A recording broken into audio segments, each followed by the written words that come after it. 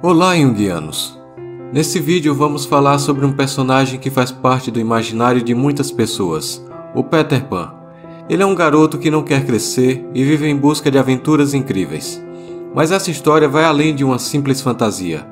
Ela nos ensina muito sobre a transição da infância para a adolescência e como a relação com a figura materna pode ser importante nessa fase. Além disso, o Peter Pan é um arquétipo do Puer Aeternus, o eterno jovem que nunca cresce e está sempre em busca de aventuras, mas essa atitude pode gerar conflitos e angústias. Peter Pan é um personagem clássico que muitos de vocês devem conhecer. A história foi escrita pelo James Matthew Barrie, que contava histórias para os filhos da sua amiga. A história ensina que as crianças um dia vão crescer e se tornar adultos, o que pode ser assustador, como a personagem Wendy percebe.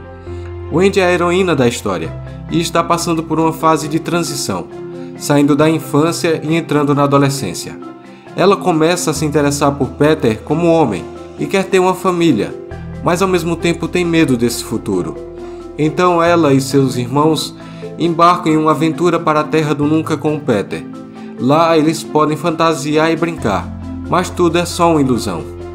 Peter é muito ligado à natureza, e isso se reflete em seu nome, que se relaciona ao deus grego Pan, deus dos bosques e dos pastores.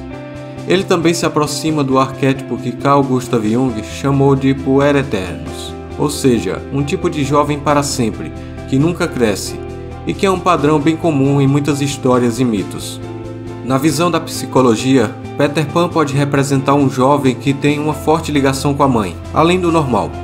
Algumas pessoas podem se identificar com esse padrão e se comportar como adolescentes, mesmo quando já são adultos. Peter não tinha mãe e não queria uma. Achava que elas eram superestimadas. No entanto, ele se conecta com Wendy e a leva para a Terra do Nunca, com a ideia de que ela se torne a mãe dele e dos meninos perdidos. Isso indica que alguns homens que têm esse complexo podem buscar em seus relacionamentos uma substituta da mãe. Eles não querem uma parceira, mas sim alguém que cuide deles com amor maternal, porque são dependentes da mãe.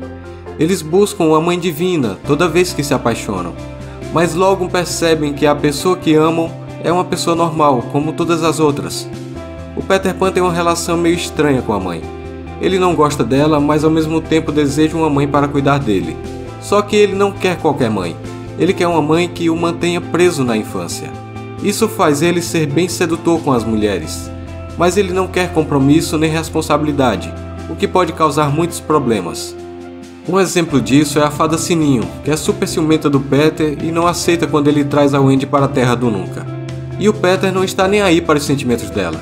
Ele é um Don Juan, sabe usar as palavras certas para encantar as mulheres. E com a Wendy não foi diferente. Ele a seduziu, dizendo que ela podia ser mãe dos meninos perdidos e conhecer as sereias. Mas com o tempo, Wendy percebeu que queria coisas diferentes do Peter.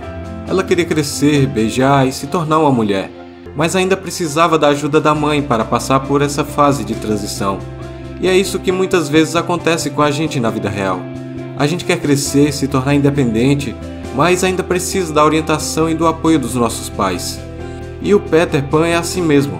Ele tem dificuldades em se adaptar às situações sociais, porque acha que é um gênio especial e que os outros é que têm que se adaptar a ele.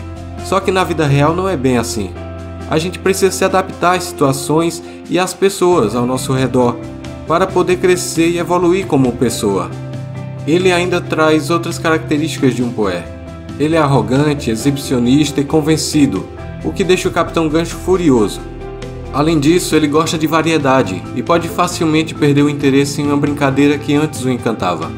Por isso ele não consegue se encaixar em um trabalho, porque é inconstante em seus interesses. Para Peter, fantasia e realidade são a mesma coisa. Esse tipo de pensamento é típico das crianças e dos povos primitivos, onde a mitologia era uma realidade e não algo simbólico. Porém, isso mostra que a energia psíquica no Puer está em constante estado regressivo e não consegue progredir para a construção de algo no mundo externo. Por isso ele recusa constantemente viver o presente. Peter também não possui empatia e faz as coisas apenas por vaidade, o que é bem típico de alguém em estado infantilizado. Quando crescemos, desenvolvemos o interesse pelo outro e nos conectamos emocionalmente com aqueles ao nosso redor, mas isso não acontece com Peter. Ele não se liga aos outros e por isso vive constantemente esquecendo quem é o Andy, João e Miguel. No homem tipo Poe, há um medo terrível de se ligar a qualquer coisa, de se prender, de entrar no tempo e no espaço totalmente. Por isso, Peter vive na Terra do Nunca, onde pode voar e se afastar ao máximo da Terra e da vida comum. É comum os homens identificados com esse arquétipo buscarem esportes como o alpinismo e aviação, simbolizando essa separação da mãe, isto é, da Terra com sua vida comum. Peter é jovem, sedutor e carismático, e tem um charme que atrai todo mundo ao seu redor. Ele é o símbolo da juventude e da liberdade, e muitas vezes nós sonhamos em voltar a ser crianças, livres de responsabilidades e compromissos.